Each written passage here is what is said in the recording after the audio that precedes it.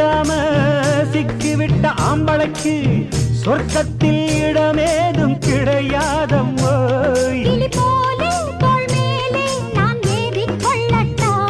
என்ன பெண்மை என்ன மென்மை உன் கற்பினை கண்டதும் கண்ணகி கெட்டா.